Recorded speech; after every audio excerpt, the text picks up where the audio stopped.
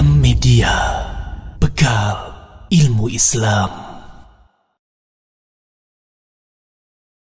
Assalamualaikum warahmatullahi wabarakatuh. Alhamdulillah, nahmaduhu wa nasta'inuhu wa nastaghfiruh wa na'udzu billahi min shururi anfusina wa min sayyiati a'malina. May yahdihillahu fala mudilla lahu wa may yudlil fala hadiya lahu. Asyhadu an la ilaha illallah wahdahu la syarika lahu wa asyhadu anna Muhammadan abduhu wa rasuluh. Ya ayyuhalladzina amanu ittaqullaha haqqa tuqatih wa la tamutunna illa wa antum muslimun. Ya ayyuhan nasu ittaqu rabbakum alladzi khalaqakum min nafsin wahidah wa khalaqa minha zawjaha wa batha minhuma rijalan katsiran wa nisaa'a wattaqullaha alladzi tasaaluna bihi wal arham innallaha kana 'alaykum raqiba.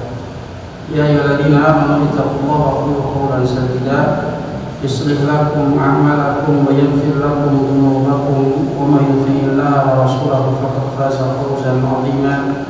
Amma ba'd. فإن أصدق الحديث كتاب الله وخير الهدي هدي محمد صلى الله عليه وسلم وشر الأمور محدثاتها فإن كل محدثة بدعة وإن كل بدعة ضلالة فإن كل ضلالة في النار. Ma'asyiral muslimin wal muslimat rahimani wa rahimakumullah. Alhamdulillah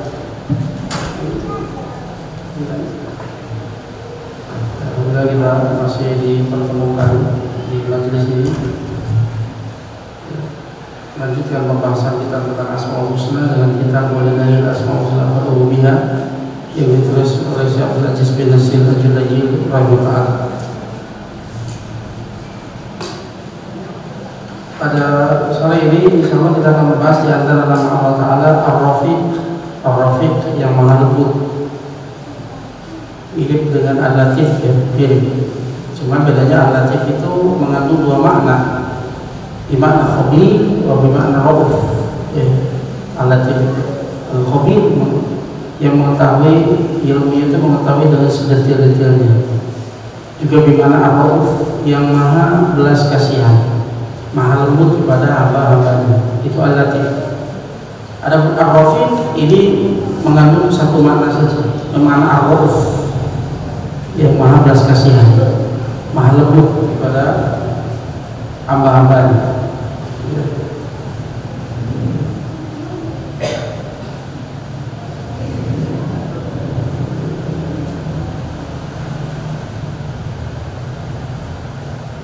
Nama yang mulia ini tidak datang dalam Al-Quran, hanya saja datang dalam Sunnah Nabawiyah,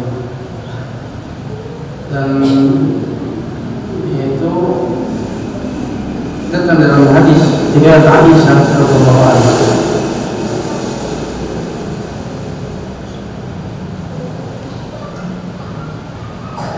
Datang dari Aisyah radhiyallahu anha. Di sini diriwayatkan oleh Bukhari. Aisyah radhiyallahu anha berkata, "Istadana rajulun minal yahud ala Nabi sallallahu alaihi wasallam faqala, assalamu alaikum." Faqultu bal alaikumussalam wa la'na. Faqala ya Aisyah, inna Allaha rafiqun yuhibbu rifqa fil amri kullih. Qultu aw lam tasma' ma qalu. Qala qultu wa alaikum. Ya. Di sini diriwayatkan oleh Aisyah radhiyallahu anha. Beliau berkata, sekelompok dari Yahudi itu minta izin untuk mendatangi Nabi sallallahu alaihi wasallam. Ya. Kemudian apa yang dia katakan? Assalamu alaik. Assam itu adalah kematian, kecelakaan atasmu. Bukan assalam, tapi assam. Plesetan. Maka sebelumnya plesetan itu ini cara-cara Yahudi. Ya dikata kalau di kita plesetan dianggap sebagai candaan. Padahal ini kebiasaan orang Yahudi. Gaya menghinanya mereka seperti ini, plesetan. Bukan assalamu alaik, tapi assamu alaik. Ya. Samar. Maknanya adalah kematian atasmu wahai Muhammad. Lihat bagaimana Yahudi. Maka Aisyah menjawab, bal alaikumus samu wa la'nah. Aisyah mendengar itu marah. Kemudian Aisyah membalas, bahkan ya, assamu alaikum wa la'nah, alaikum assamu wa la'nah, semoga kematian dan laknat menimpa kalian, ditambah laknat ya.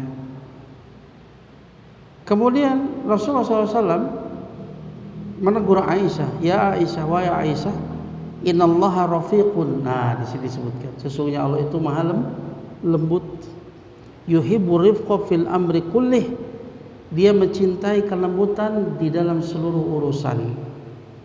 Hatta kita berhadapan dengan orang yang memusuhi kita, tetap didahulukan kelembutan.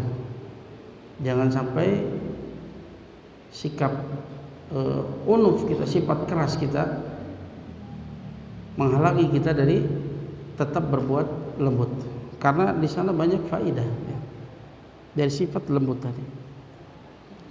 Kemudian Aisyah berkata, awalam tasma' ma qalu, apakah Anda tidak mendengar apa yang mereka katakan, apa yang dikatakan oleh orang Yahudi?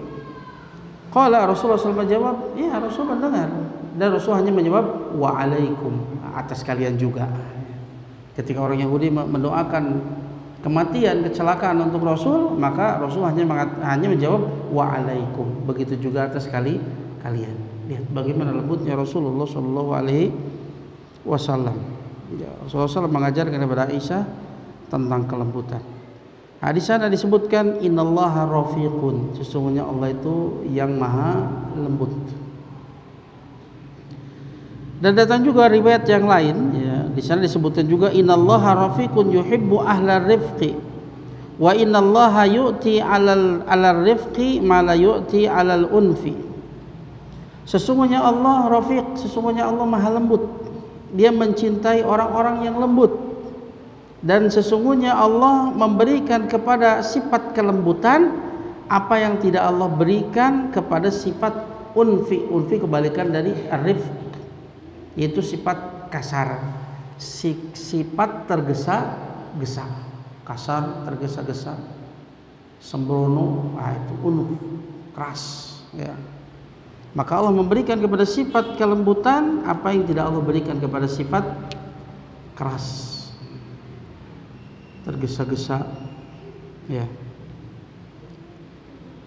Nah, itulah dalil yang menyebutkan bahwa di antara nama Allah Ta'ala adalah Ar-Rafiq.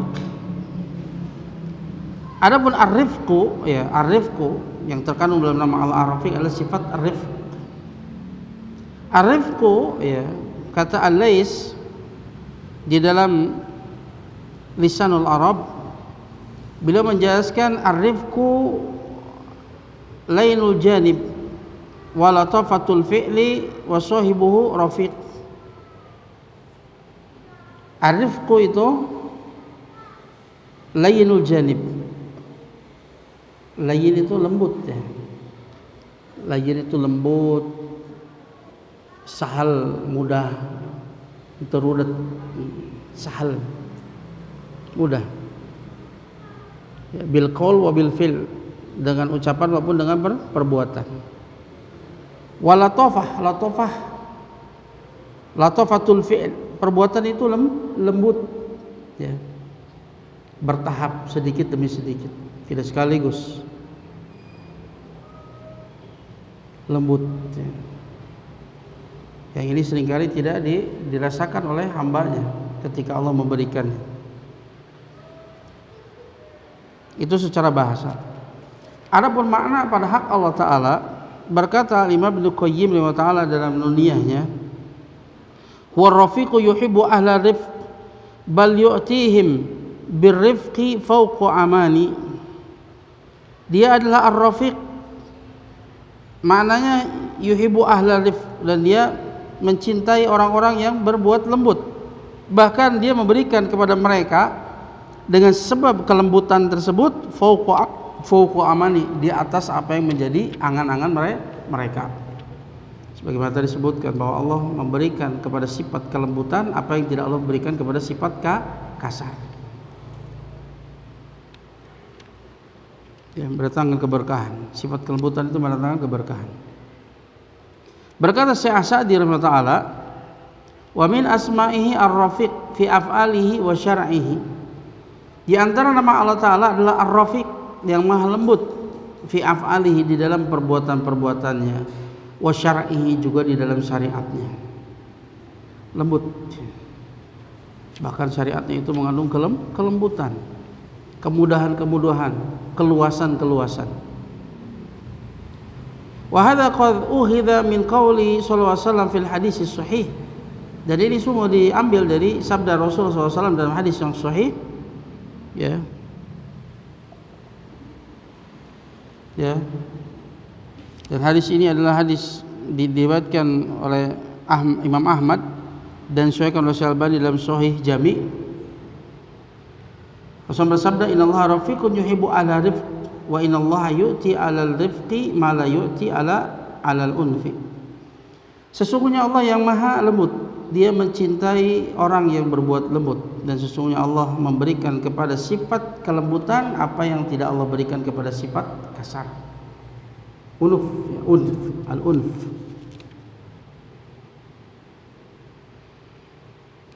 Fallahu ta'ala rafiqun fi af'alihi, khalaqal makhluqati kullaha bitadrij syai'an fa syai'an wa bihasabi hikmatihi wa rifqihi ma'anahu qadirun ala khalqiha daf'atan wahidatan wa fi lahdhatin wahidatin. Maka Allah Ta'ala Dia yang maha lembut di dalam perbuatannya. Contohnya lembut Allah dalam perbuatannya. Allah ciptakan makhluk-makhluk itu seluruhnya itu bitadrij, dengan tajri itu tadarruj, bertahap, ada tahapannya, nggak sekaligus. Syai'an fa syai'an, sedikit demi sedikit, sesuai dengan hikmah dan kelembutannya.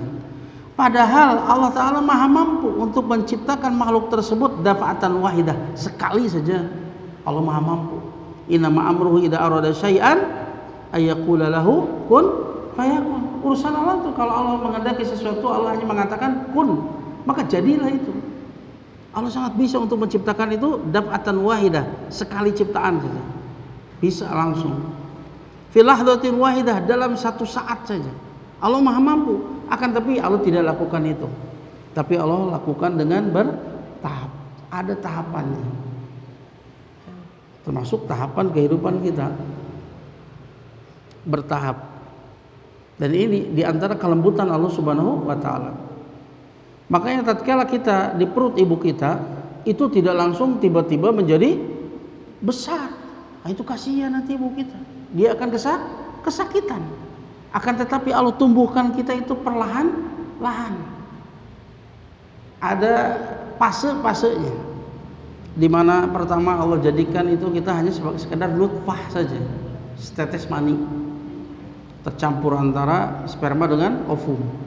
Kemudian Allah jadikan alaqah, apa? Segumpal darah. Baru Allah jadikan mudghah, segumpal daging.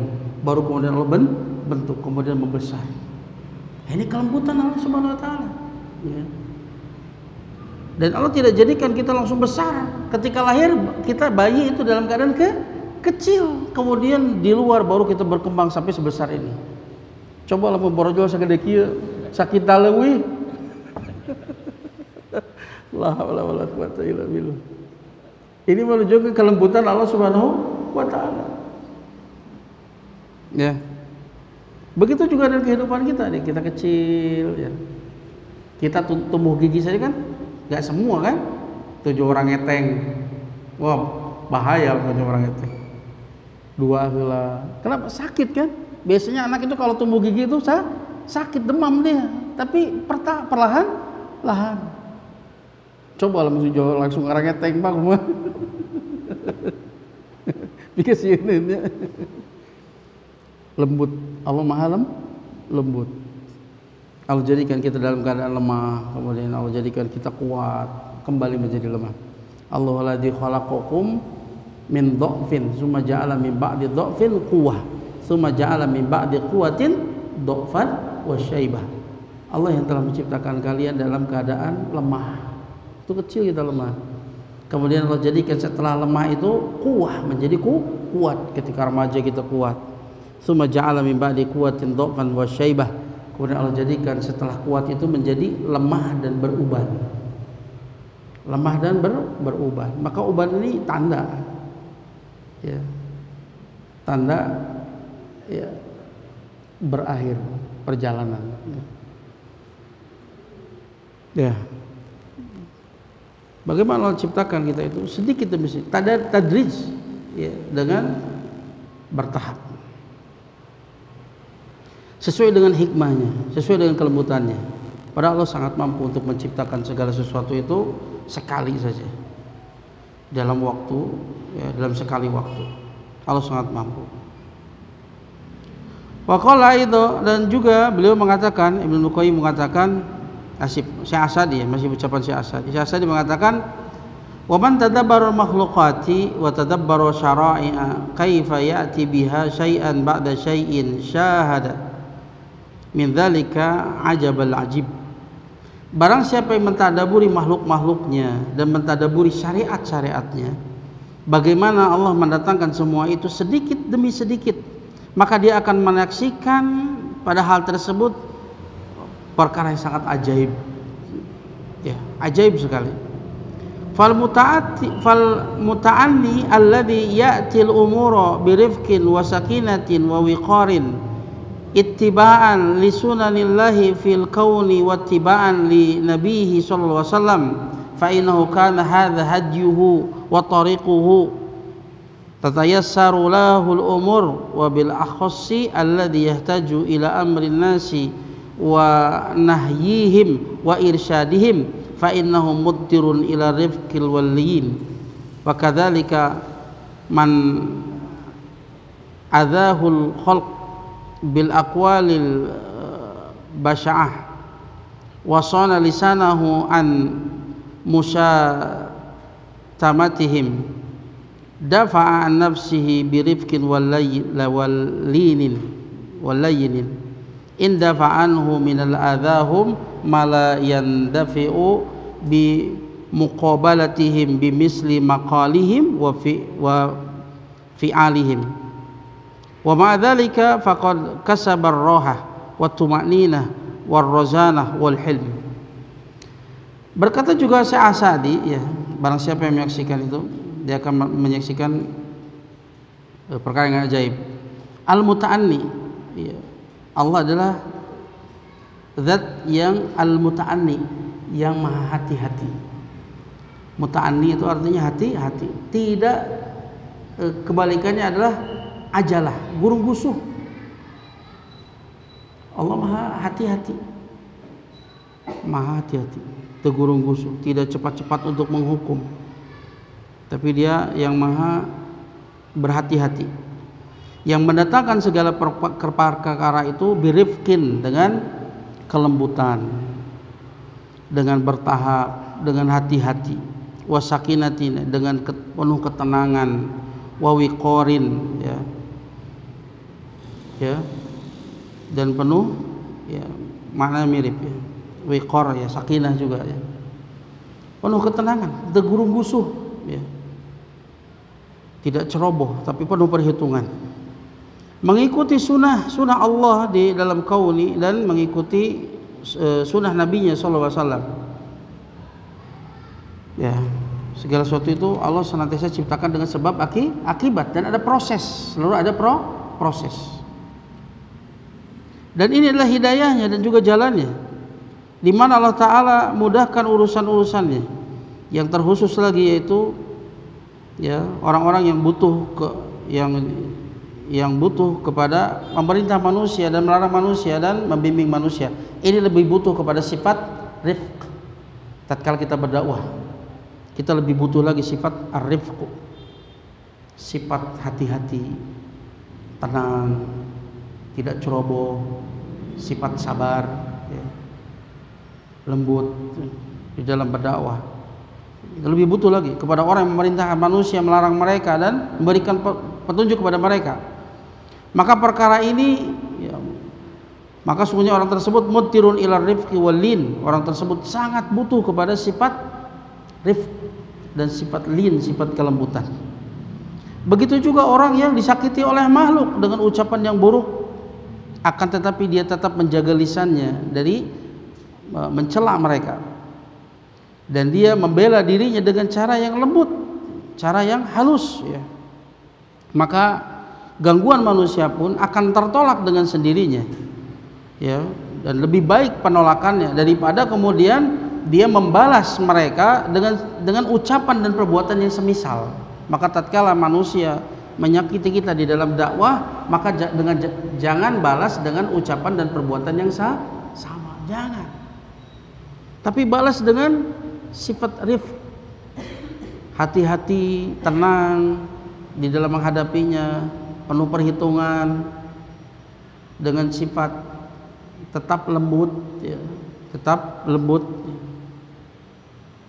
ya, tidak melayani, ya, keburukan mereka dengan ucapan maupun perbuatan.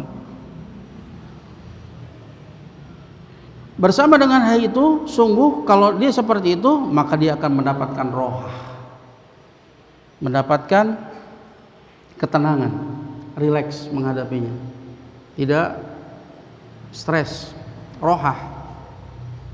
Dan dia akan mendapatkan tuma'ninah, mendapatkan tuma'ninah. Beda kalau dia lawan lagi dengan ucapan dan perbuatan yang sama, justru akan membuat dia semakin pusing, ya, makin terbawa emosi. Tuma'ninah, rozanah, akan mendapatkan apa? Rozanah, kewibawaan, ya, kewibawaan. Wal hilm, hilm itu dia penuh perhitungan, mendalam, sabar, ya, mendalam perhitungannya, ya. Dan ini akan menjadi cara menolak keburukan dengan efektif, ya. Coba nanti dilihat. Kalau memaafkan itu justru membuat dia terus menerus dalam dosa dan kesalahan, maka ini tidak dianjurkan. Makanya bagaimana kaidahnya? Apa barometernya? Kata Syaikhul Islam Ibnu Taimiyah bahwa al-afwu mustahab, memaafkan itu mustahab, dianjurkan, disunahkan. Tetapi al-islah wajib, memperbaiki hukumnya wajib. Maka jika dia akan terus menerus seperti itu, kalau dimaafkan, maka ketika itu yang wajib itu adalah islah, memberikan hukuman, ya. Karena kalau kita mendahulukan memberikan maaf ketika itu, maka kita mendahulukan yang sunnah daripada yang wajib. Padahal ketika itu islah lebih dibutuhkan, ya. Itu barometernya. Akan tapi asalnya, ya, selama kita melihat ini, ya, dia tidak akan terus menerus dalam kesalahannya, ya, dan orang itu memiliki rasa malu, ya, maka balas dengan kebaikan.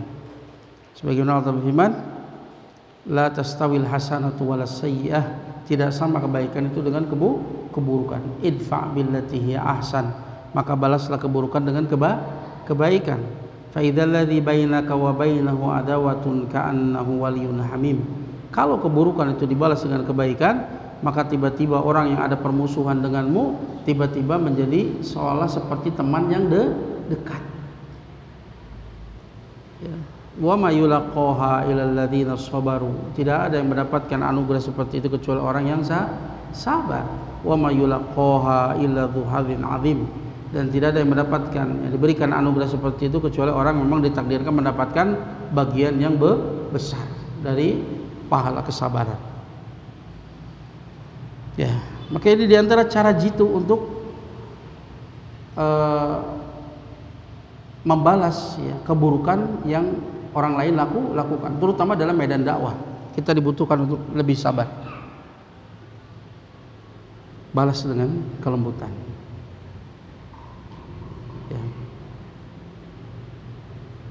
Wa man ta'amala fi khalqihi wa amrihi wajada mahtawa alaihi syar'uhu min ar-rifqi wa syar'il ahkami syai'an ba'da syai'in, atau syara'al ahkama syai'an ba'da syai'in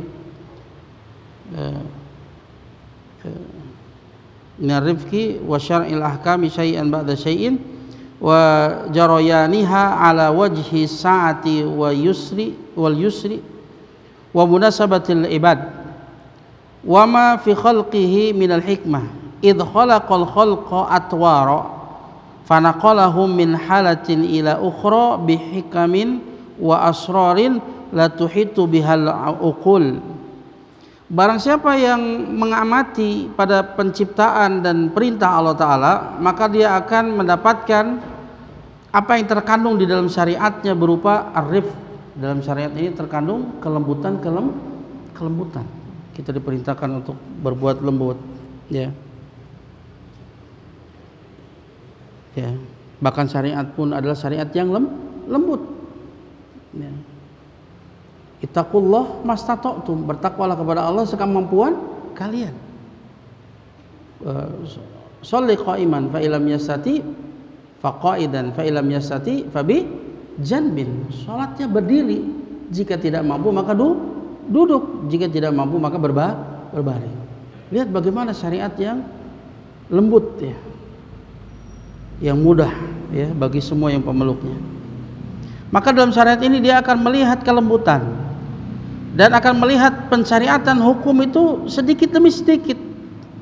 Maksud kita saksikan anak kecil itu yang belum terkena beban taklif, maka dia, ya, tidak dibebani, ya, sampai dia balik. Seperti kewajiban untuk berhijab, kewajiban untuk sholat, ya, baru diperintahkan 7 tahun kan, 10 tahun belum sholat maka pukul dengan pukulan yang tidak menyakitkan badan dan tidak menyakitkan hati, ya. Tapi sesuatu yang mendidik bahwa ini adalah perkara yang penting. Baru diwajibkan setelah dia balik sekitar 15 tahun lah, atau sudah muncul tanda-tanda balik untuk dirinya bagi laki-laki. Lihat, ini sedikit demi sedikit, nggak langsung kan, nggak begitu lahir kita langsung terkena beban syariat, tidak. Ada tahapannya. Begitu juga bagaimana disyariatkan sholat, bagaimana diharamkannya khamr kan. Awalnya cuma dilarang itu la taqrabus shalah wa antum sukara. Jangan dekati sholat sementara kalian dalam keadaan mabuk. Maka mereka tidak melakukan mabuk, ya, minum khamr ketika mendekati sholat. Awalnya sedikit demi sedikit sampai akhirnya kemudian diharamkan secara total. Ini kelembutan Allah Ta'ala. Dan Allah berlakukan ini syariatnya itu ala wajhi sa'ah, dengan sisi yang luas, wal yusr, mudah, dan sesuai dengan hamba. Mudah, ya. Coba antum saksikan. Contoh ini aja yang sering kita lihat, bagaimana penyelenggaraan jenazah. Ya, muslim itu mudah kan? Hanya mandikan, kafani dengan kain apapun, ya, kalau putih itu hanya afdol saja, bukan wajib. Kalau tidak ada kain apapun, kemudian kuburkan, sudah. Coba antum lihat syariatnya agama yang lain. Untuk menguburkan saja perlu biaya yang sangat besar, waktu yang tidak sedikit, ya. Ini syariat yang mudah, ya, sesuai dengan hambanya. Wa fi khalqihi minal hikmah, dan apa yang di dalam ciptaannya itu berupa hikmah, ada tujuannya. Segala sesuatu Allah letakkan pada tempatnya. Karena Allah menciptakan seluruh makhluk atwaron, bertahap, ya. Ada fase-fasenya, enggak sekaligus. Wa naqalahum, Allah pindahkan mereka min halatin ila ukhra, dari satu keadaan kepada keadaan yang lain, bihikamin, dengan hikmah-hikmah, wa asrar, dan dengan rahasia-rahasia yang tidak mampu untuk dijangkau oleh akal. Nah, terkadang akal itu nggak nyampe, ya, akan hikmah-hikmah. Terkadang kita tahu hikmahnya, terkadang tidak. Ya, bagaimana Allah Ta'ala menjadikan segala sesuatu itu bertahap. Bagaimana Allah jadikan syariat ini syariat yang mudah. Arifku minal abdi la yunafil hazm. Akan tapi perlu dicatat bahwa arifku itu lembut, kemudian mudah, hati-hati, itu tidak menafikan tekad, ya, bukan berarti tidak bertekad, bukan. Fayakunu rafiqan fi umurihi muta'anniyan maka dia itu rafiq ya, di dalam urusan-urusannya itu muta'anniyan, dalam keadaan hati-hati, tegurung-gusuh. Wa ma'a dzalika la yafutul furas idza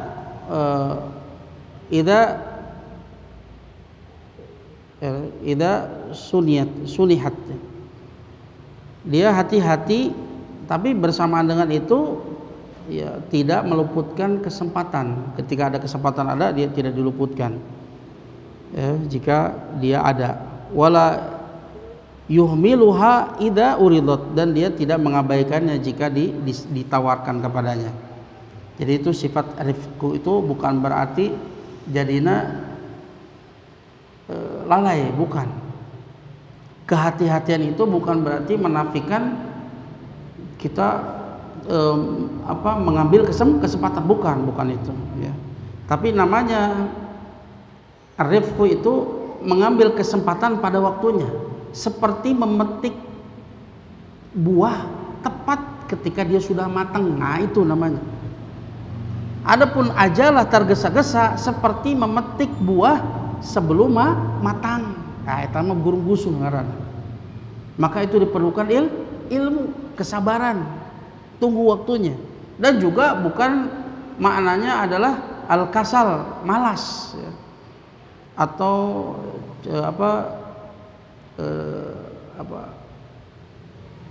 lambat lemot ya, bukan. Tapi pas. Nah, untuk arifku itu tentunya kita perlu ilmu dan petunjuk dari Allah Ta'ala untuk bisa tepat, tidak mengambilnya sebelum waktunya, juga tidak mengambilnya ketika sudah lewat waktunya, tapi pada waktunya. Itu artinya arifku. Nah, itulah makna arifku yang kembali kepada makna yaitu lembut, kemudian perlahan-lahan, tidak tergesa-gesa, kemudian al-hilm, penuh perhitungan, mendalam, penuh perhitungan. Ya, sahal juga bermakna sahal, itu mudah. Ya. Tidak sulit, tidak mempersulit, tapi mudah. Sekarang min asaril iman bismihi subhanahu ar-rafiq. Di antara buah keimanan dari mengimani nama Allah ar-rafiq. Apa buahnya? Buah yang pertama tentunya mahabbatuhu subhanahu. Akan semakin mencintai Allah Subhanahu wa taala. Karena seringkali kelembutan Allah Ta'ala itu tidak kita rasakan ya. Bahkan di antara kelembutan Allah Ta'ala ya, di antaranya itu Allah bebaskan kita dari kegelapan, kebodohan, menuju cahaya ilmu, dari kesyirikan menuju tauhid, dari kebid'ahan menuju sunnah. Kelembutan Allah Ta'ala. Allah mudahkan kita untuk berubah. Allah mudahkan kita untuk belajar. Ini kelembutan Allah Ta'ala ya, dimana di sebagian tempat itu untuk belajar itu susah. Allah mudahkan, Allah berikan kesehatan dan seterusnya. Juga ada di antara kelembutan Allah Ta'ala, Allah berikan kita nafkah ya, diberikan rezeki yang halal dalam keadaan kita santai, bisa nuntut ilmu. Ini ada kelembutan Allah Ta'ala. Allah cukupkan dengan rezeki yang halal, tapi tidak melalaikan kita dari tujuan kita diciptakan, yaitu untuk beribadah, untuk ilmu dan amal. Allah mudahkan itu. Ini kelembutan Allah Ta'ala. Maka ya hendaknya antum qanaah, merasa cukup. Kalau seandainya antum ada keinginan untuk lebih, nah kalau misalkan itu tidak mengganggu tujuan antum diciptakan, yaitu untuk beribadah, untuk ilmu dan amal, maka insya Allah itu kebaikan. Tapi kalau justru ingin lebih dari masalah dunia, justru mengganggu ibadah antum, mengganggu ilmu dan amal, maka itu sesungguhnya adalah keburukan. Jadi istidraj ya. Karena namanya kemajuan yang sesungguhnya adalah kemajuan dalam ketaatan. Ya. Kalau semakin taat itu menunjukkan takdim kemajuan. Ya. Maka ini yang membuat kita semakin cinta kepada Allah Ta'ala, mengetahui kebaikan-kebaikan, kelembutan Allah Ta'ala kepada kita. Wa ta'dhimuhu, mengagungkannya, wa ijlaluhu wa hamduhu, memuliakan dan memujinya. Haitsu dhaharat atharu lutfihi wa rifqihi bi ibadihi fi khalqihi wa syar'ihi wa qudratihi wa ra'fatihi wa rahmatihi ma'agirahu subhanahu an khalqihi. Ya, semakin mengagungkan, memuliakan, memuji-muji Allah Ta'ala, di mana ya, nampak jelas bagi kita jejak kelembutan Allah Ta'ala, ya, jejak ya, kebaikan Allah Ta'ala kepada hambanya di dalam penciptaannya, di dalam syariatnya, di dalam takdirnya. Bahkan Allah takdirkan sesuatu yang paling maslahat. Manusia menginginkan sesuatu, padahal Allah tahu yang lebih maslahat untuk dirinya. Maka yang Allah takdirkan itu yang paling maslahat. Bukan apa yang sesuai dengan keinginannya, tapi sesuai dengan apa yang diilmui oleh Ta'ala bahwa itu adalah maslahat untuk diri. Di dunia, di barzah dan di akhirat, Allah lebih tahu yang maslahat untuk kita.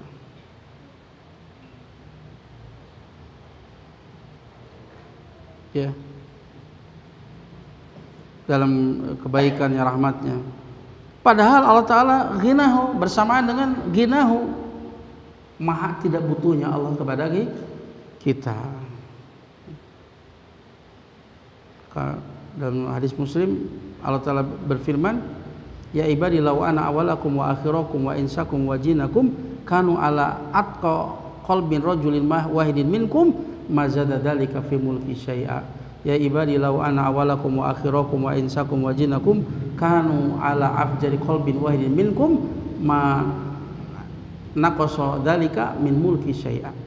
Wahai hamba-hambaku, sekiranya ya, yang pertama sampai yang terakhir dari golongan jin dan manusia semuanya memiliki hati yang paling takwa, itu tidak menambah apa yang ada kerajaanku sedikit pun. Wahai hamba-hambaku, seandainya yang pertama sampai yang terakhir dari golongan jin dan manusia semuanya memiliki hati yang paling fajir, hati yang paling durhaka sekalipun, maka itu tidak mengurangi apa yang menjadi kekuasaanku sedikit pun. Allah nggak butuh dengan ibadah kita. Ya. Allah nggak butuh dengan makhluknya semuanya. Akan tapi Allah senantiasa berbuat baik kepada makhluknya. Ini menunjukkan murni kasih sayang Allah Subhanahu wa Ta'ala. Allah terus berbuat baik kepada makhluknya, sementara Allah sebetulnya tidak butuh kepada makhluknya. Ya, murni kasih sayang Allah Subhanahu wa Ta'ala, kebaikan Allah Ta'ala. Wa min dzalika ihmaluhu subhanahu lil asati min ibadihi liyatubu walau syaa la'ajalahum bil uqubah lakinnahu rifqun bihim atau rafaqo bihim wa ta'anna falillahil hamdan katsiran thayyiban mubarakan fi. Di antara kelembutan Allah Ta'ala yaitu Allah tangguhkan bagi hamba-hambanya pelaku maksiat, ya, agar supaya mereka bertobat. Ingat, ditangguhkan, bukan diabaikan, tidak. Tetap mereka akan dihukum kalau mereka tidak tobat. Tapi Allah tangguhkan. Untuk apa? Agar supaya mereka bertobat.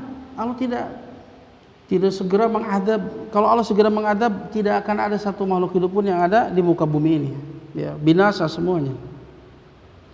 Allah Ta'ala berfirman dalam surat Fatir 45, walau yu'akhidullahu an-nasa bima kasabu ma taraka 'ala dhahriha min dabbah walakin yu'akhiruhum ila ajalin musamma fa idza jaa ajaluhum fa innallaha kana bi ibadihi basira.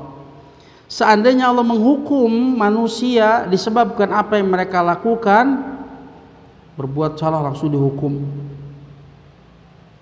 ya, atau hukuman itu terjadi kepada sebagian dan menimpa kepada sebagian yang lain, itulah hukuman Allah. Makanya dalam amar ma'ruf nahi munkar Rasulullah SAW gambarkan sebagaimana orang yang berada di atas perahu. di mana perahu orang yang ada di bawah itu berkehendak untuk membolongi perahu, karena kalau harus ngambil air kan harus lewat ke atas. Nah, sudah daripada mengganggu yang di atas, kita lubangi saja agar supaya kita mudah mengambil air, nggak lewat di atas. Maka yang di atas kewajibannya apa? Mencegahnya. Kalau tidak dicegah, semuanya akan binasa. Itulah kemaksiatan. Kalau yang lain yang membiarkannya, maka tatkala Allah timpakan musibah, Allah timpakan hukuman, semua kena getahnya. Makanya seandainya Allah Ta'ala menghukum manusia disebabkan apa yang mereka lakukan, mataroka ala dhahriha min dabbah, tidak ada satu makhluk hidup pun yang tersisa di atas muka bumi ini. Walakin yuakhiruhum ila ajali musamma, akan tapi Allah akhirkan hukuman itu kepada waktu yang telah ditentukan. Dan jika telah datang ajal mereka, fa innallaha kana bi ibadihi basira, sesungguhnya Allah Ta'ala Maha melihat hambanya. Allah Maha mengetahui apa yang dilakukan oleh hambanya sedetil-detilnya, dan Dia akan membalas sesuai dengan apa yang Dia lakukan. Ya, ketika Allah Ta'ala memberikan tangguh kepada para pelaku maksiat, dan kita saksikan ya di sekitar kita, bahkan mungkin kita sendiri melakukan maksiat, tapi Allah tidak langsung menghukum. Allah memberikan tangguh, memberikan kesempatan untuk bertobat. Ini diantara kelembutan Allah Subhanahu Wa Taala. Padahal seandainya Allah berkehendak, Allah segerakan hukuman, akan tapi Allah Ta'ala berbuat lembut kepada mereka. Wa ta'anna, dan Allah ta'anna itu berhati-hati, tidak segera menghukum, hati-hati, memberikan tangguh agar supaya mereka bertobat. Maka segala pujian milik Allah, hamdan katsiran thayyiban mubarakan fihi, dengan pujian yang banyak, yang baik lagi penuh berkah. Kemudian buah yang kedua, syukruhu subhanahu wa hamduhu wa sana'u alaihi ala hidayatihi ila hadzal din al-kamil al-hakim al-muyassar alladzi kulluhu lutfun wa rifqun wa maslahatun lil ibad.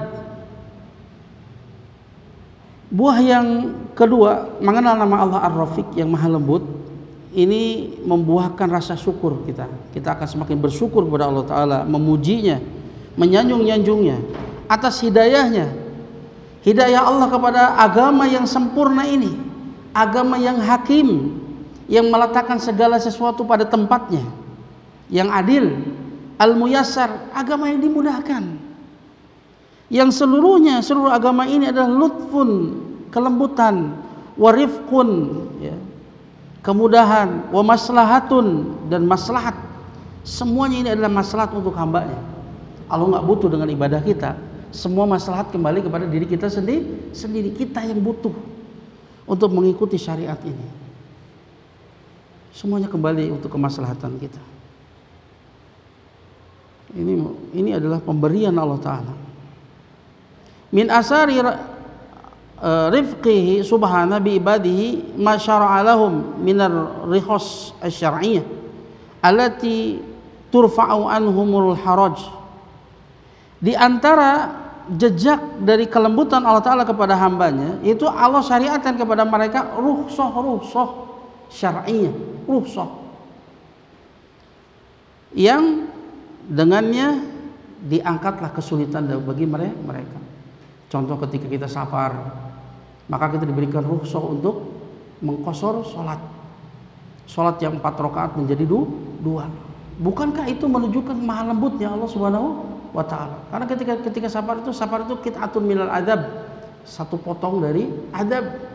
Banyak kesulitan, banyak masyakoh ketika kita safar, Allah mudahkan. Ya, seperti tadi, ittaqullaha mastata'tum, beribadah kepada Allah sekemampuan kalian. Sholli qa'iman fa ilam yasati fa qa'idan fa ilam yasati fa bi janbin. Salatlah berdiri. Jika enggak mampu duduk sambil duduk. Jika tidak mampu sambil berbaring. Lihat, rukhsah. Ya. Semua laki-laki wajib sholat berjamaah di masjid. Tapi di sana ada rukhsah, ada perkara yang membolehkan bagi dia, rukhsah syar'iyyah, udzur syar'iyyah. Ya, seperti adanya hujan, ya. Ada sesuatu yang menakutkan seperti kemarin zaman Covid ya. Atau jalanan becek, khawatir dia datang ke sana justru dapat mudarat ya, dan sebagainya. Lihat ya, ini adalah asar dari kelembutan Allah Ta'ala dalam syariatnya, yaitu Allah syariatkan rukhsah. Wal abdu idza taraffaha birukhsah syar'iyyah fa innama yata'abbad lillahi ta'ala bismihi subhanahu ar-rafiq. Seorang hamba jika dia mengambil rukhsah ya, mengambil rukhsah yang ada, rukhsah syar'iyyah ya, untuk meringankan dia, maka sesungguhnya dia telah beribadah kepada Allah Ta'ala dengan nama Allah Ar-Rafiq. Jadi kalau kita mengambil rukhsah, berarti kita telah beribadah kepada Allah Ta'ala ya, beribadah dengan nama Allah Ar-Rafiq yang maha lembut, karena ini adalah kelembutan Allah Ta'ala. Maksud dari rukhsah ini adalah untuk meringankan beban kita. Maka tatkala seorang mengambil rukhsah yang diberikan Allah Ta'ala kepada dirinya, maka ini bagian dari beribadah kepada Allah dengan nama Allah Ar-Rafiq ya. Seperti jama' ya, jama' itu ilatnya adalah hajah, kebutuhan. Dia tidak sedang safar, sedang mukim, tapi ada kebutuhan. Misalkan seorang dokter itu mau mengoperasi, kemungkinan dimulai dari ba'da zuhur sampai menjelang maghrib. Nah, kemungkinan asarnya dia kesulitan untuk melakukannya, dan nggak mungkin ketika di tengah operasi dia kemudian sholat dulu. Nah, ini perkara yang berbahaya. Maka meskipun dia mukim, boleh bagi dia untuk menjamal sholat, maka dia lakukan sholat asar di waktu zuhur. Nah, ini adalah rukhsah.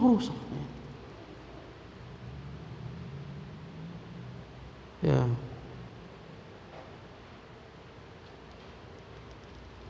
Maka ini perkara yang boleh ya, dan itu meskipun nanti mengambil rukhsah ada dua macam, ada untuk meringankan atau untuk mutabaah. Niatnya mutabaah, tentu niatnya mutabaah ini yang terbaik ya, ini terbaik. Tapi seandainya dia untuk meringankan beban dari beban syariat, maka ini pun tidak menyelisihi kebenaran. Ini tidak menyelisihi kebenaran, karena seperti itulah maksud dari rukhsah. Dan di dalam rukhsah sendiri, syuhud nikmatillahi alal abdi. Di dalam mengambil rukhsah tadi juga terdapat persaksian atas nikmat Allah atas hambanya. Dan hamba tersebut ta'abbad bismihi, dan dia beribadah dengan nama Allah Al-Bir atau Al-Bar ya, yang maha memberikan banyak kebaikan, Al-Latif yang maha lembut, Al-Muhsin yang maha berbuat baik, Ar-Rafiq ya, maha lembut juga, mirip dengan Al-Latif, tapi tadi bedanya tadi ya dengan Al-Latif. Kalau Al-Latif itu mengandung dua makna, bimakna khabir dan bimakna ar-rauf.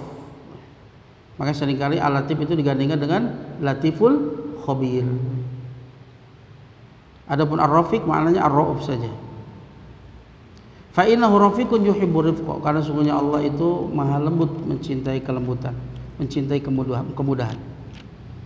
Itu buah yang kedua. Buah yang ketiga, ini cuma 3 buahnya.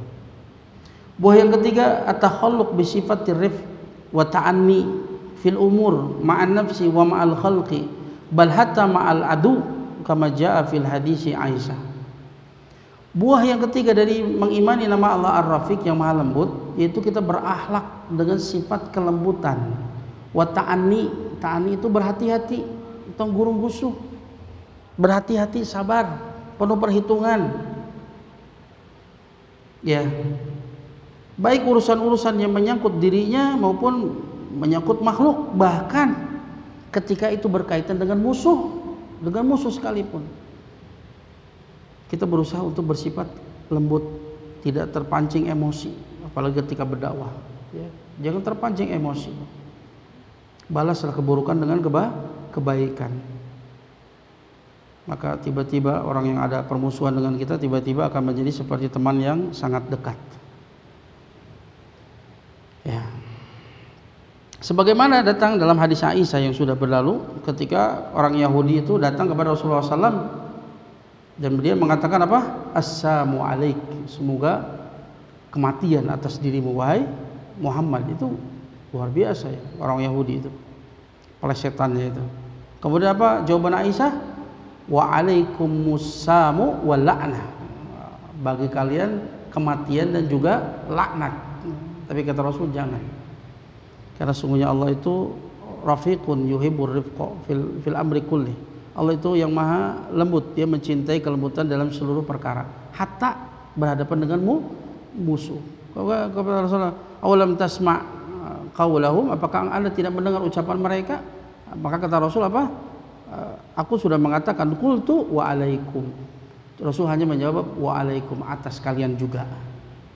Ketika mereka mendoakan kematian, kecelakaan untuk Rasul, Rasul hanya mengatakan wa alaikum.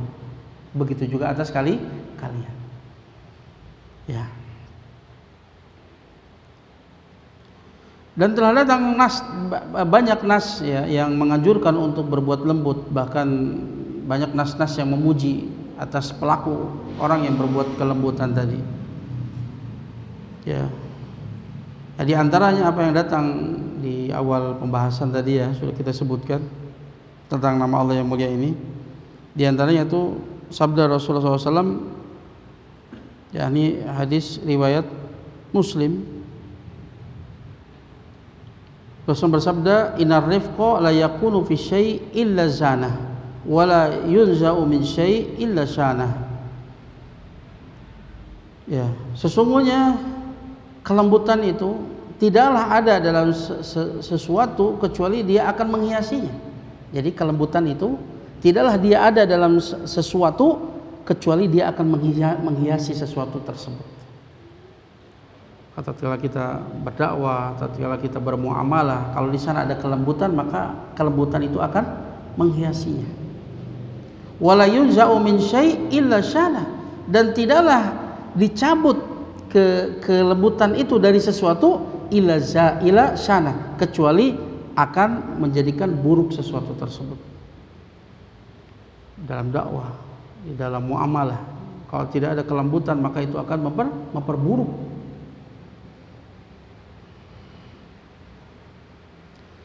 Juga Rasulullah SAW bersabda dalam hadis Muslim, la yuhramur rifqu man yuhramur rifqu yuhramul khairu. Barang siapa yang diharamkan baginya kelembutan, maka akan diharamkan baginya kebaikan. Karena dengan kelembutan itu mendatangkan banyak kebaikan. Juga Rasulullah SAW memuji sahabat ya Asaj Abdul Qais ya.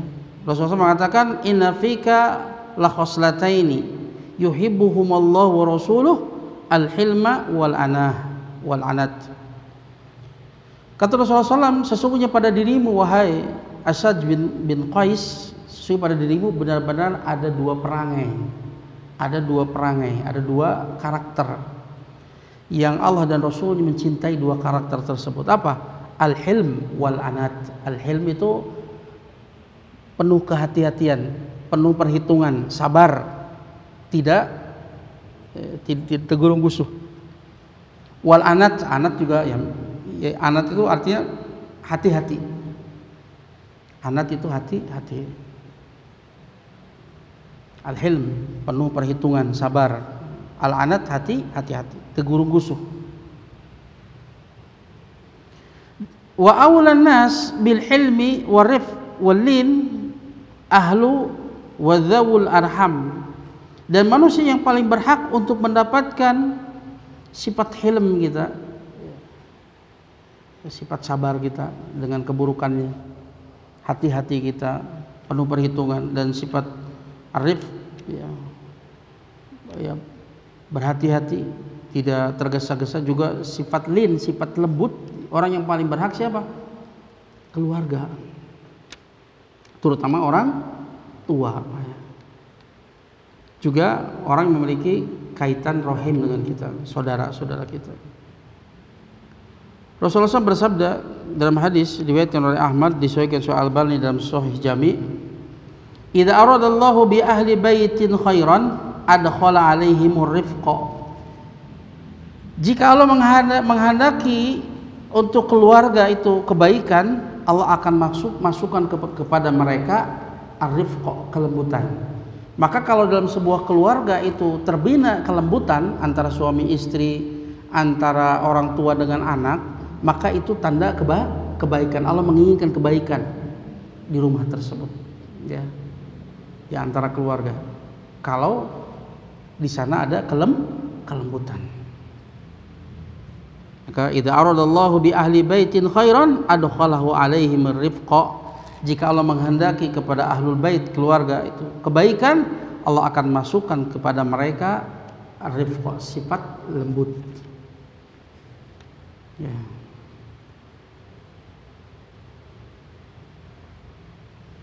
Nah, kemudian arifku juga, ya, arifku yang dipuji itu adalah pertengahan antara ajalah wa taish wa bainal kasal wa tafwitil furos. Ya, arifku itu selain maknanya tadi kelembutan, hati-hati, juga maknanya itu bukan berarti lambat, ya, di dalam ketika ada kesempatan, bukan itu. Tapi arifku itu adalah yang terpuji itu di antara ajalah, terburu-buru, wa tois itu ceroboh, kurang perhitungan, buru-buru, kurang perhitungan, bainal kasal wa tafwitil furos, dan di antara kemalasan dan menyanyiakan kesempatan. Jadi ini ajalah apa? Kurung gusuh, ceroboh. Nah, ini yang di sisi yang kedua, malas, lagi mengabaikan kesempatan. Nah, arifku itu tengah-tengah, tidak ceroboh, teu gurung gusuh, juga ente telat, ente malas, tengah-tengah. Ya, ya, di sini Imam Ibnu Qayyim memberikan perumpamaan. Jadi al-arifku itu adalah al-mubadarah, ya, al-mubadarah intihazul furos fi waqtiha la yatrukuha hatta idza fatat talabuha. Bersegera itu, ya, rifku itu adalah menggunakan kesempatan, ya, mengambil kesempatan pada waktunya, tidak meninggalkannya sampai waktunya berlalu.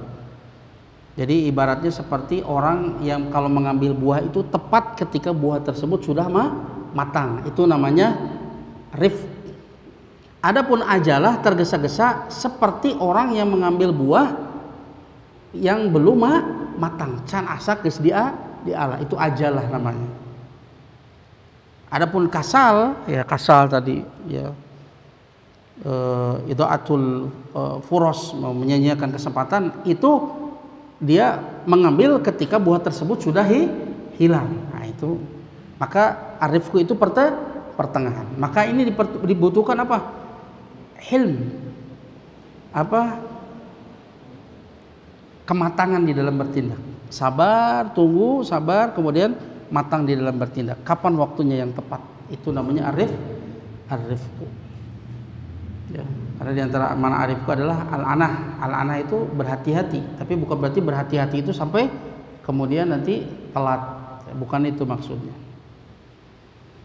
Nah, itulah buah-buah dari mengimani nama Allah Ar-Rafiq, yang maha lembut, ya, yang maha menyampaikan apa yang kita butuhkan itu tepat pada waktunya. Itu arifku namanya. Ya. Seringkali kita berdoa belum kunjung diijabah. Allah tahu kapan waktu ijabah yang paling tepat. Ya, maka tetap husnudzon kepada Allah Subhanahu wa taala. Nah, itulah yang bisa Anda sampaikan terkait dengan nama Allah Ar-Rafiq, ya. Nah, sebelum tutup barangkali ada pertanyaan, silakan.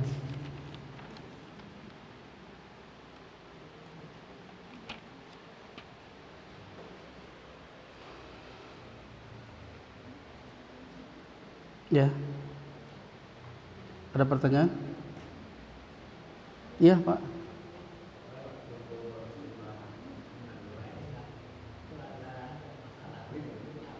Apa?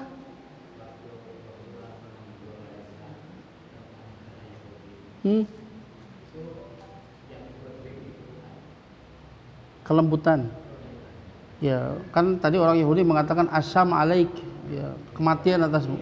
Apa?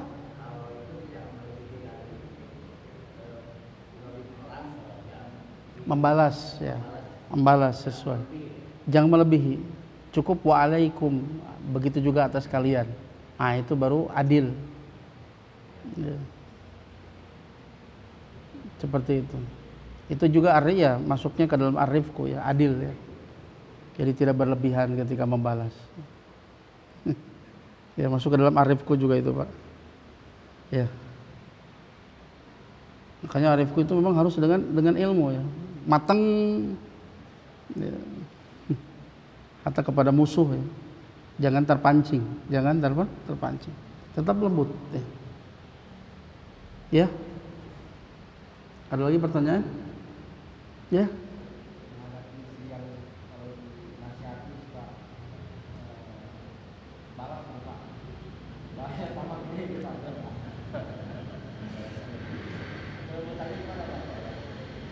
Ya, pertama ya istrinya harus disadarkan, ya, bahwa kedudukan suami itu bagi istri itu di atas orang tuanya. Kalau dulu dia berbakti kepada orang tuanya, setelah menikah maka baktinya paling tinggi itu kepada suaminya. Jadi kedudukan suaminya itu bukan, terkadang juga ada yang seusia, ya, biasanya egonya itu sama-sama kuat, ya. Meskipun dia satu usia, ingat bahwa suamimu itu ketika sudah menikah, dia kedudukannya itu di atas orang tua. Karena dia nanti yang akan dimintai pertanggungjawaban tentang istrinya di akhirat. Kulukum ra'in wa kulukum mas'ulun an ra'iyatihi. Setiap kalian adalah pemimpin. Setiap kalian akan dimintai tentang yang dipimpinnya. Wa rajul mas'ulun an ahli baiti. Dan seorang laki-laki dia akan dimintai pertanggungjawaban atas seluruh anggota keluarganya. Dia yang akan bertanggung jawab di hadapan Allah Ta'ala. Dan paling besar tanggung jawab apa? Pendidikan. Maka Allah berfirman, ya ayyuhalladzina amanu qu anfusakum wa ahlikum nara wa quduhan nasu wal hijarah. Ini beban terberat seorang suami. Makanya harusnya suami itu adalah orang-orang yang paling sungguh-sungguh di dalam menuntut ilmu. Ini paling berat. Kalau rizki yang umum itu sudah dijamin. Wa ma min dabatin fil ardi illa 'alallahi rizquha. Tidak ada satu makhluk hidup pun di atas muka bumi ini kecuali atas Allah tanggungan rizkinya. Kita dilahirkan dengan jatah rizki yang sudah ditetapkan. Lan yamuta nafsun hatta tastakmila rizqa wa ajaluha. Gak akan mati satu jiwa sampai sempurna rizki dan ajalnya. Selama rizkinya masih ada, ya, sama dia masih hidup, rizki itu pasti ada. Tapi yang harus lebih diperhatikan adalah ini masalah hidayah, pendidikan. Wahai orang beriman, jagalah diri kalian dan keluarga kalian dari api neraka yang bahan bakarnya adalah manusia dan batu. Jadi sadarilah, ya, hendaknya istri menyadari bahwa kedudukan suami itu lebih tinggi derajatnya dibanding orang tua. Karena ketika itu estafet tanggung jawab itu beralih kepada suami. Kemudian, ya, bahwa ya di samping apa? Kemudian bahwa sesungguhnya ketika dia melaknat suaminya, bidadari yang di surga yang akan menjadi pendampingnya, dia akan marah, ya, kepada calon suaminya. Dia sudah tahu, ya, masing-masing kita sudah ditentukan tempat tinggalnya di surga atau di neraka. Cuman kita nggak tahu takdir kita.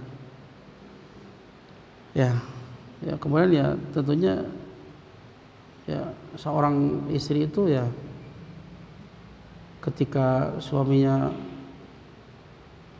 berbuat salah, ya, maka kewajiban dia itu memberi nasihat itu, ya, harus dengan tahu kadar dirinya. Bagaimana dia menasihati kepada orang yang lebih tinggi derajatnya dari dirinya. Dan Allah yang menunjukkan hal tersebut. Ar-rijalu qawwamuna 'alan nisa. Ya, laki-laki itu memimpin atas perempuan, Allah yang menetapkannya. Maka sadari itu. Jangan disamakan kemudian memberitahu kepada yang sesama, apalagi seperti kepada bawahan, tidak. Tapi ini dia memiliki derajat yang lebih tinggi. Maka sampaikan dengan cara yang baik. Doakan dia, sampaikan dengan cara yang baik. Ya. Itu kalau nasihat, apalagi kalau salah ya. Kalau salah harusnya dia menerima ya, dan taat kepada suami. Dan bagi perempuan itu sebetulnya untuk masuk surga itu lebih mudah, diantaranya taat kepada suami. Rasulullah bersabda, "Idza sholatil mar'ah khamsaha wa shomat syahroha wa hafidat farjaha wa ato'at ba'laha qila laha udkhulil jannah min ayyi abwabil jannati syi'ti." Ya. Jika perempuan itu sholat 5 waktu, saum di bulan Ramadan, menjaga kehormatannya, kemudian dia mentaati suaminya. Ini yang nggak bisa didapat oleh orang yang tidak menikah. Itu mentaati suami. Maka akan dikatakan nanti pada hari kiamat kepada perempuan tersebut, masuklah engkau ke dalam surga dari pintu mana saja yang engkau kehendaki. Ya, jadi suami itu adalah surgamu. Ya. Kalau antum ingin lihat, ya perempuan ini ingin lihat apakah bagianmu di surga atau di neraka, bagaimana sikapmu kepada suami.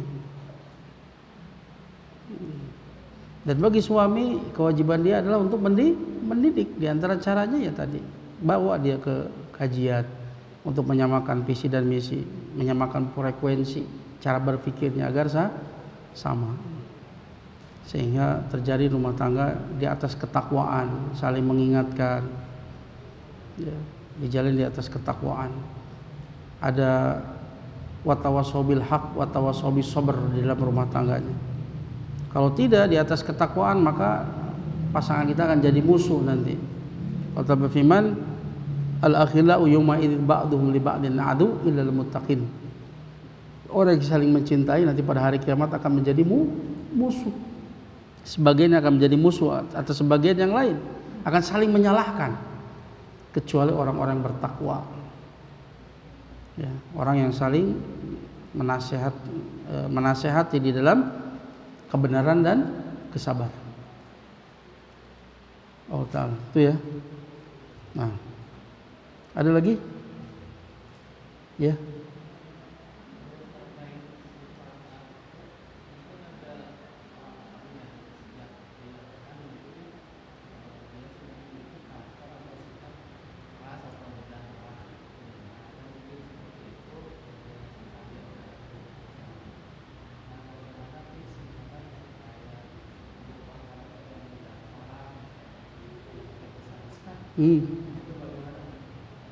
Ya, memang karakter itu ada dua ya, ada jibilah. Jibilah itu memang karakteristik tabiat. Ada yang sifatnya dia itu dapat akhlak baik itu karena pendidikan. Nah, ya diantaranya itu bagaimana, dan yang jibilah sekalipun, yang tabiat itu pun tetap dia ketika dia berbuat lembutnya itu diniatkan bukan karena ada saya memang kia karakternya, bukan, tapi dia niatkan untuk ibadah. Innallaha rafiqun yuhibbu ahlar rifq. Sesungguhnya Allah itu yang maha lembut, mencintai orang-orang yang berbuat lembut. Maka dia niatkan kelembutannya itu dalam rangka untuk mendapatkan kecintaan Allah Subhanahu wa taala. Jadi ini pangkal dari akhlak, semua akhlak yang kita lakukan kepada makhluk itu pangkalnya adalah agar supaya mendapatkan kecintaan dari Allah Subhanahu wa taala. Ya, bagaimana cara melatih kelembutan? Yaitu ya tentunya kita mempelajari tentang Al-Quran dan As-Sunnah, karena syariat ini itu menganjurkan ya, menuntun kepada sifat arif, sifat lembut, sifat anat, sifat hati-hati, sifat hilm, sifat matang di dalam bertindak ya, tegurung gusuh ya. Karena ajalah itu datangnya dari setan. Ketergesa-gesaan itu datangnya dari setan. Dan ajalah itu nanti temannya adalah an-nadam, penyesalan. Ya. Maka kita berusaha untuk mempelajari Al-Quran dan Sunnah tentang adab-adabnya. Kemudian kita juga banyak bergaul dengan orang-orang yang lembut. Ya, cari teman-teman yang baik, teman-teman yang mengarahkan kepada kelembutan. Kalau kita ketemunya dengan orang-orang yang punya sifat unuf, ya sifat unf, ya sifat kasar, maka kita pun akan terbawa kasar. Cari teman-teman yang lembut. Kemudian juga kita banyak berlatih untuk senantiasa berbuat lembut, karena Allah memberikan kepada sifat kelembutan apa yang tidak Allah berikan kepada sifat kasar, akan mendatangkan banyak kebaikan. Ya, terutama sekali ketika kita mendidik keluarga, ya, maka mereka adalah orang-orang yang paling berhak untuk mendapatkan sifat arif tadi, kelembutan, hati-hati, ya. Dan akan terlihat seseorang itu apakah dia punya sifat arifku atau tidak ketika dia menghadapi musuh, orang yang mencelanya. Nah, ini kelihatan. Dan ini memang perlu latihan. Kadang-kadang satu saat kita terpancing emosi, maka kita azamkan nanti kalau ketemu lagi si fulan, saya berusaha untuk tidak terpancing emosi, berusaha untuk lembut, dan semoga Allah Ta'ala memberikan kelembutan dan dengannya Allah memberikan kemudahan kepada urusan kita, ya. Dan kalau kita lihat bagaimana, ya, sikap-sikap Rasulullah SAW, apalagi ketika berdakwah, ya, penuh kelembutan, ya, penuh kelembutan. Dan ini menarik orang-orang itu masuk ke dalam Islam. Jadi nggak semua orang itu masuk Islam itu karena dalil, karena hujah. Banyak masuk Islam karena akhlak Rasulullah Shallallahu Alaihi Wasallam. Ya, sungguh tadi, ya, ayat tadi surat Fusilat, ya, la tastawil hasanatu walas sayyi'ah idfa' billati hiya ahsan fa idzal ladzi bainaka wa bainahu adawatun ka'annahu waliyyun hamim. Ya, sungguh tidak sama kebaikan itu dengan keburukan, nggak sama. Tapi balaslah keburukan dengan kebaikan. Maka tiba-tiba kalau keburukan dibalas dengan kebaikan, tiba-tiba orang yang tadinya ada permusuhan denganmu, tiba-tiba menjadi teman yang sangat akrab. Kan, pernah dipraktekkan ini? Pernah? Kayaknya belum. Coba antum praktekkan. Ada orang yang memusuhi antum, kemudian antum balas dengan kebaikan, maka tiba-tiba orang tersebut seperti teman yang sangat dekat. Wa may yulaqaha illal ladzina sabaru. Tidak ada yang mendapatkan anugerah seperti itu kecuali orang yang sabar. Wa may yulaqaha illa dzu hadin alim. Tidaklah yang mendapatkan anugerah seperti itu kecuali orang yang memang Allah takdirkan untuk mendapatkan bagian yang besar. Ya, dan ini akan mendapatkan banyak kebaikan daripada kemudian kita membalas dengan ucapan atau perbuatan yang dilakukan oleh orang mencela kita.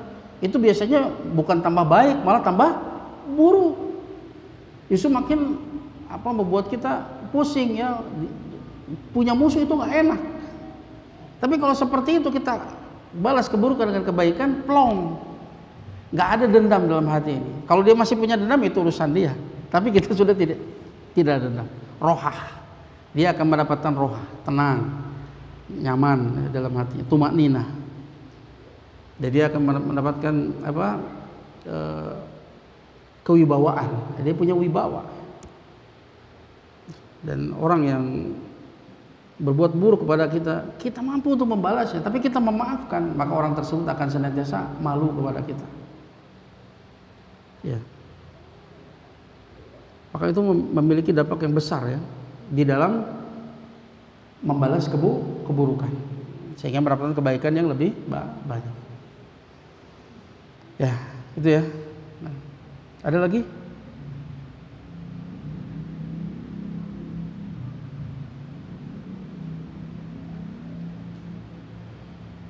Memang ini gampil ngomong nanti, seperti sabar, memaafkan, gampil diomongkan, gampil. Pelaksanaan mah itu perlu mujahadah. Perlu mujahadah, nggak mudah. Makanya pahalanya besar. Perlu kesungguhan, perlu mujahadah. Tapi mudah-mudahan kita terlatih untuk menjadi orang yang lembut. Ya.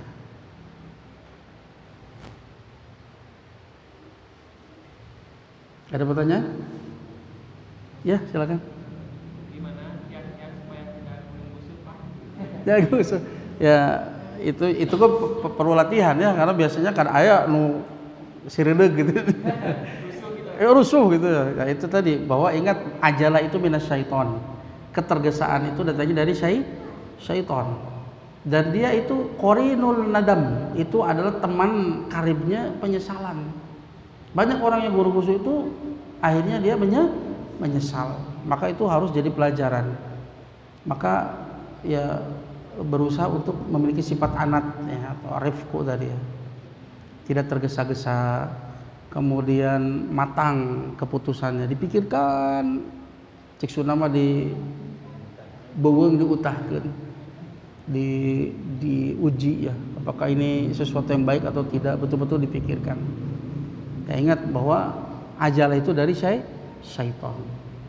Dan itu perlu latihan, memang perlu latihan untuk diam ketika datang masalah. Tidak cepat bibir ini tidak langsung cepat membalas, tapi pikirkan dulu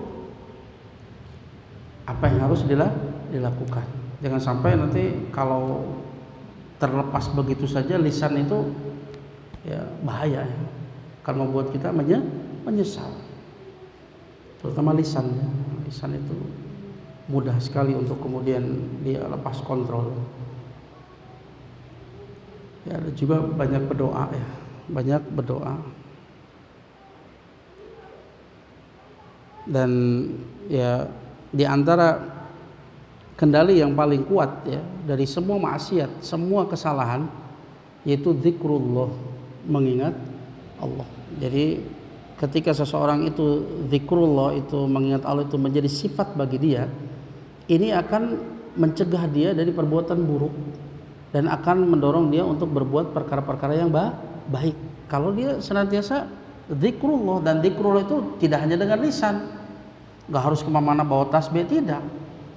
Dan zikrullah itu terkait dengan sejauh mana pengenalan kita terhadap nama dan sifat Allah Subhanahu wa Ta'ala. Ketika kita berzikir, disebutkan di sana nama-nama Allah yang Maha Indah, kita menghadirkan makna-makna dari nama-nama tersebut, sehingga kita senantiasa ingat kepada Allah Ta'ala. Ini merupakan benteng yang paling kuat. Makanya Rasulullah SAW mengajarkan kita zikir pagi sore. Setiap aktivitas kita di sana ada doa, ada zikir, agar supaya kita senantiasa terkait dengan Allah Subhanahu wa Ta'ala, ingat kepada Allah Ta'ala. Makanya Syekh Asadi ketika menafsirkan firman Allah Ta'ala,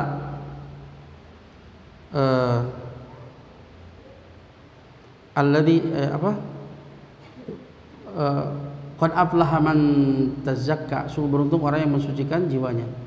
Arti man tazakka wa dzakara asma rabbih fasalla, dan dia berzikir mengingat Rabbnya, fasalla, kemudian dia salat ya.